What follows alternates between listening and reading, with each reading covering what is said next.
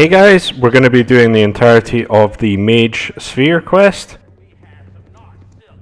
I'm picking up a stack of Potions of Insight in case I ever want to use Wish. I think you can pick these up and throw a ball, but I'm just picking them up now because I have easy access to them. I'm just trying to think of what else that I'll need to get before I go to the Elf City, because that's kind of when it locks you into the path. And we won't be able to pick up anything else from Shadow's Realm. So I might pick up something like Defender of Easthaven, just to have it, and stuff like that. It's probably best left to me. Hey, not a concern.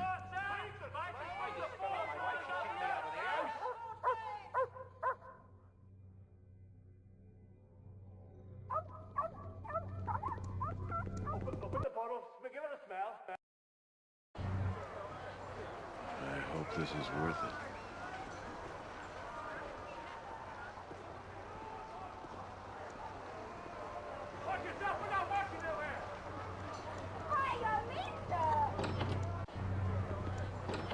So, the Planar Sphere. You need Valgar's body or him as a companion in order to actually get in here. And it actually doesn't end up being as difficult as I remember it being. Granted, I'm almost at the XP cap by this point, so it really shouldn't be that difficult for me. But quite a few of the enemies can be a little tricky, like for example there is an adamantite golem in here, which is always a pain to take down. But I mostly just use improved haste and we seem to make it through the majority of this fine. One thing to keep in mind is the first group of halflings that you come across, there's a couple mages and I think one of them will cast Maze on you. It might be imprisonment, I'm not sure. But for a solo character without enrage, that's an instant game over of course. So I end up using spell immunity, conjuration to begin with I think. I don't think the mage even is able to cast it because he dies too quickly though.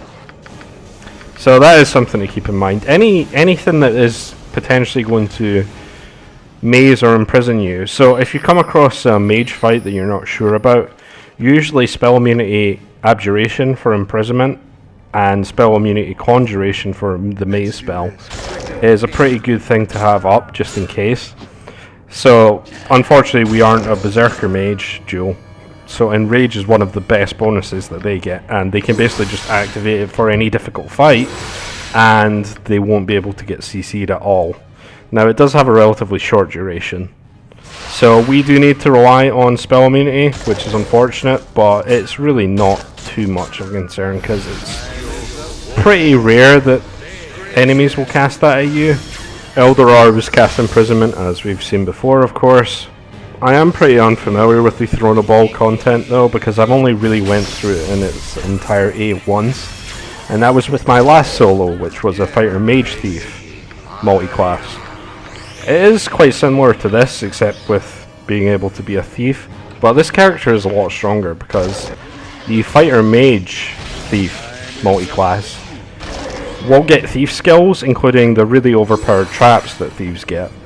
But they won't get any level 9 mage spells, and they won't get as high a level in anything else. Now that doesn't matter so much, but one of the things I found was where you have to be either an elf or a half-elf. So you don't get the saving bonus that this fighter Illusionist will get, and you also won't get the extra spells from being an Illusionist. So I would say this character is more powerful despite not being a thief as well. Because thieves, yes they can disarm traps, which is very useful, because I've just been running into them mostly. But when's the last time I've had problem with a trap? Since I got the Cloak of Mirroring, I've really not had any trouble with any of them.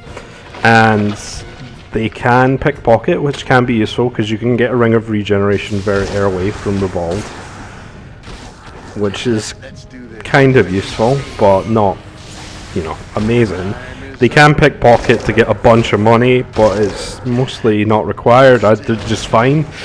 So the main thing that you're really wanting them for is backstabs, which you can use mislead to be utterly broken, or you're using them for the traps that thieves get as part of high level abilities. So time traps and spike traps are great.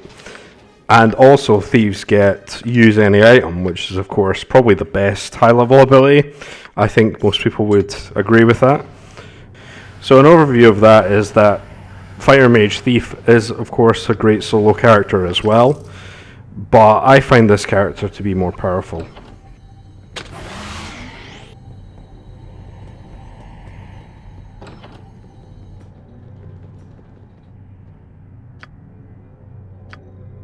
I didn't notice that this beholder was an Elder Orb, so it could have cast Imprisonment at me. But I end up using Critical Strike and pretty much just kill it immediately anyway.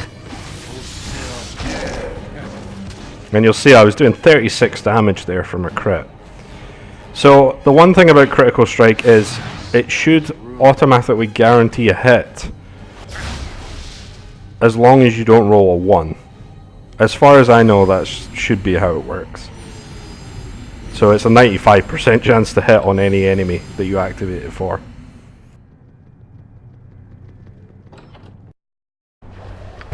I end up using Greater Whirlwind Attack, the Staff of the Magi here against Lavok, and you'll see just how much he doesn't have a chance because he has, well, as soon as he buffs pretty much I dispel it immediately.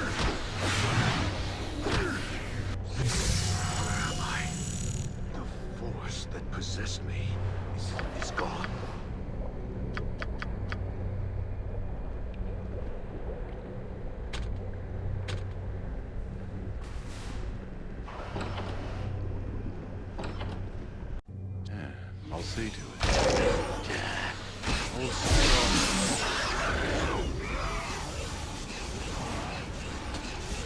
Time is up for you, my friend.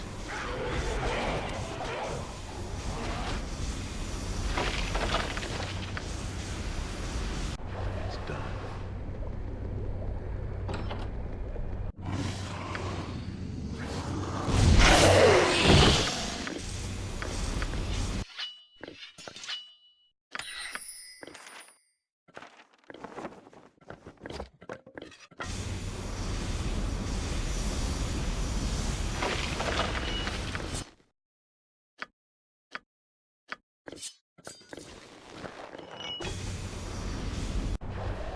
Must be done. It's probably best left to me.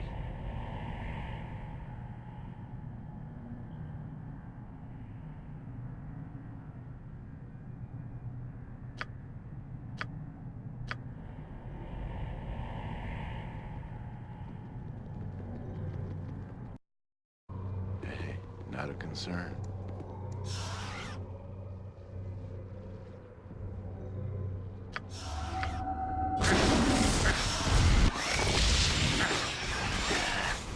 Still. Yeah. Time is up for you, my friend.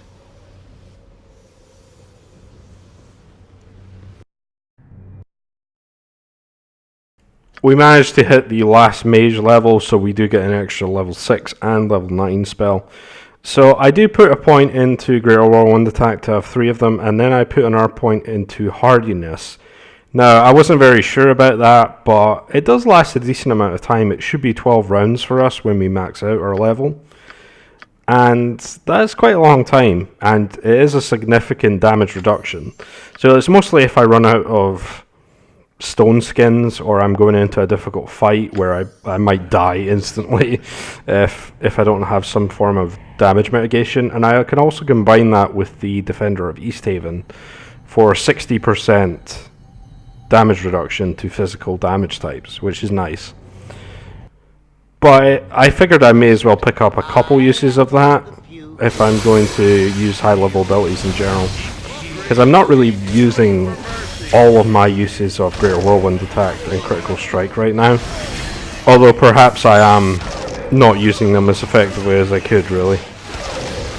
It's mainly because quite a lot of the enemies I'm able to hit anyway, and I'm not sure which enemies have critical immunity or not. For example, skeleton warriors are immune to critical hits, I believe, but liches are not, as far as I remember.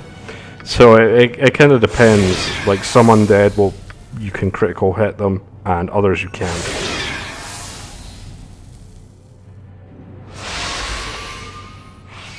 This is the point where I'm breaking out the summons because I don't want to fight these fights head on by myself. Plus I can stay back and actually use stuff like Incendiary Cloud and just nuke the enemies, which is always fun. There's also another Adamantite Golem at the bottom level here, so I end up using a Planar to just destroy him for that as well. I'm waiting. Hope this is worth it. Yeah. I'll see to it.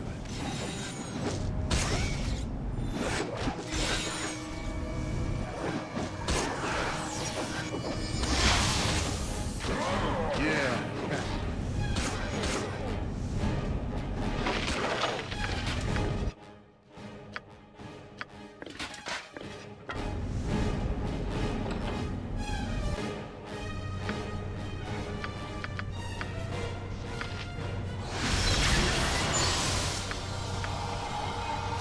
I shall prevail. Culture Imperium. Give me some direction. It's done. I'm waiting. Shall prevail.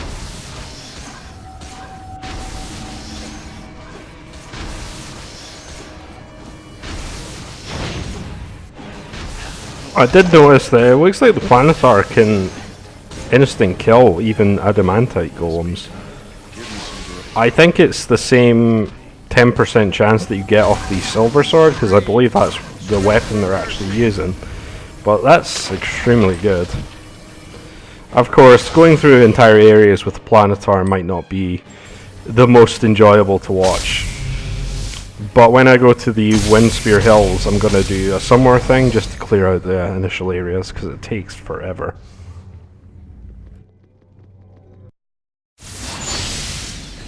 Not a concern.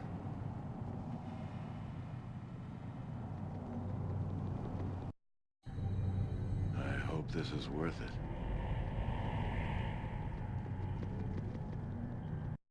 I'll see to it. I am most grateful. If you could but carry me. I'm willing. We're going to pick up the first Wizardry ring here. This one's going to give us 2 extra 2nd level spells, an extra 3rd level spell, and an extra 4th level spell. And I'm also going to go ahead and go through the process of doing the Mage Stronghold quest in order to get the ring that gives you a level 5, 6, and 7 level spell as well. Although I've kind of come to the conclusion after the fact that, honestly, I think I prefer just wearing the Ring of Protection I've still got on instead. Because if I go down to Watcher's Keep, I can eventually get the Ring of Protection plus 3 from the deck of cards. And it gives a saving throw bonus, which might actually just be better than having some extra spells, because I don't know. I really could put it on, I guess, but I've just been leaving the Ring of Protection on. But I decided to do this quest anyway, so I go through the first part of it and also get the Golden Girdle by talking to Ribald to get the Solamnia Knights away. And then I do the entire quest in order to get the Ring of Wizardry. If it must be done.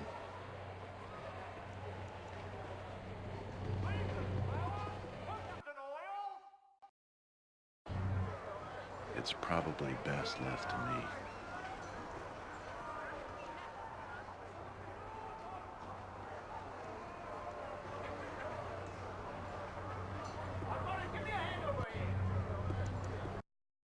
Hey, not a concern.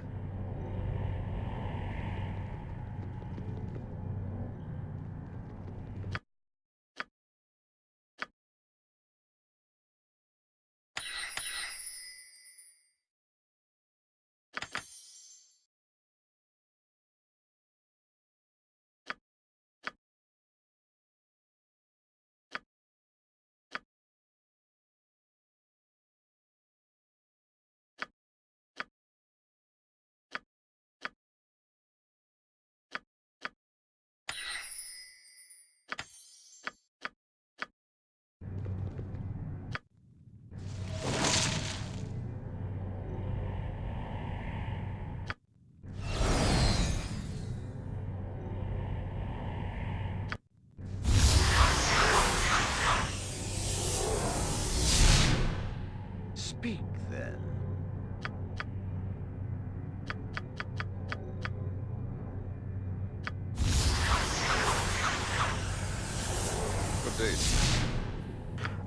To make sure that there's enough apprentices alive at the end to make the Ring of Wizardry, the safest path through that is to get them to make the dagger first, then the Scroll of Mislead, and then, of course, finally whatever you want.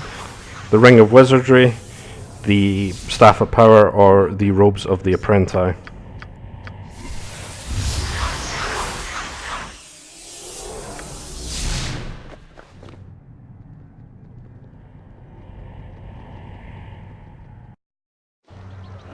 This is worth it.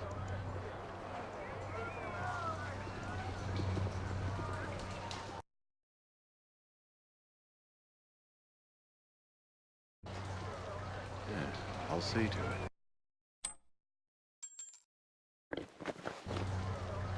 I hope this is worth it.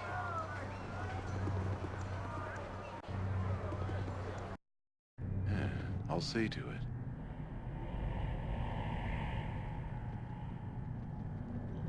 You're going to notice me cutting out a lot of the rest that I do, but every stage of this quest takes about 4 days, so I needed to rest about 12 or 13 times each time.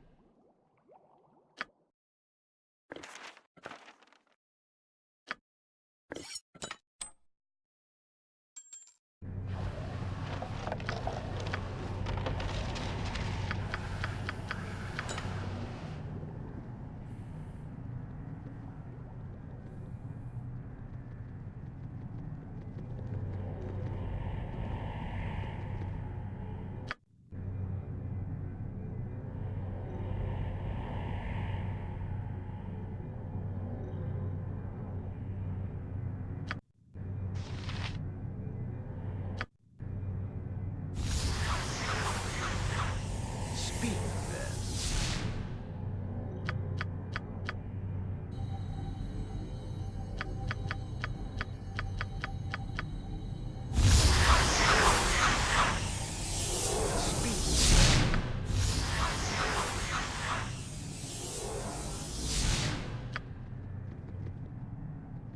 So after we've got that ring and we've completed the graduation ceremony, although I really didn't need to do that, I'm going to go ahead and kind of wrap up a loose end that I don't really need to do, but I figured I'd do it anyway, which is to clear out the group that has the Celestial Fury in the Temple District. Now, I end up just using a Planar, so I don't try and do anything fancy or anything like that. But I just clear it out and we can see the Celestial Fury and how incredibly useful it is if you do want to use that as your main weapon. It's just you would need to put points in the katanas. It's really the most useful katana there is, and it is only a +3. Now, that being said, there's very few enemies that you'll need to hit as a +4 weapon. I mean, my Flail of the Ages is still a +3, so it really doesn't matter too much for Shadows of Alm, especially. Plus, for most of those enemies, you could probably just swap to Daystar anyway. So I actually get found out because I step into a trap here, but I just go invisible again and then summon up. I've been using Global Blades on the Planar whenever I spawn them because it does give a lot of damage if it does proc. Give me some hand. And yeah, I pretty much just wail on the mages without them even noticing me, really. But I pick up quite a few items here, quite a few magical items that I can sell. But apart from that, what you would really want to be doing this encounter for is the Celestial Fury, which just dropped there. Let's do this quick and pain.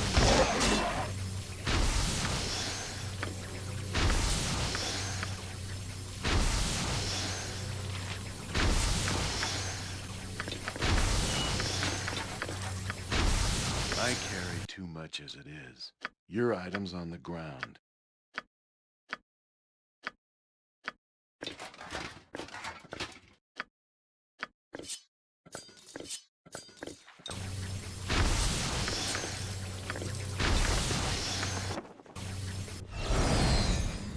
You must gather your party before venturing, boys.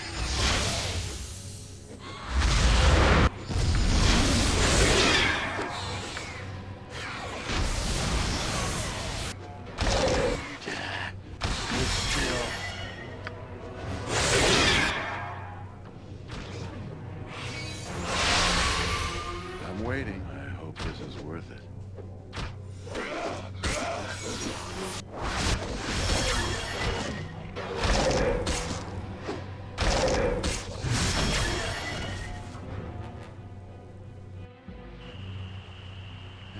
I'll see to it.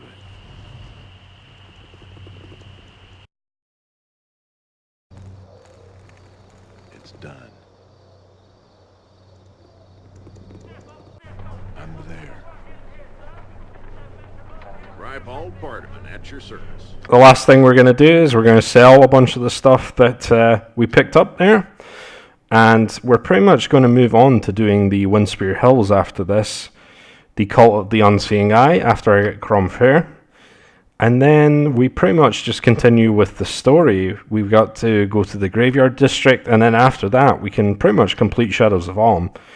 I've decided we probably want to do Watcher's Keep solely in Throne of Ball anyway.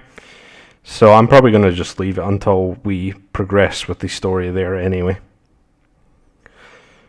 So I hope you guys enjoyed, and I'll see you next time.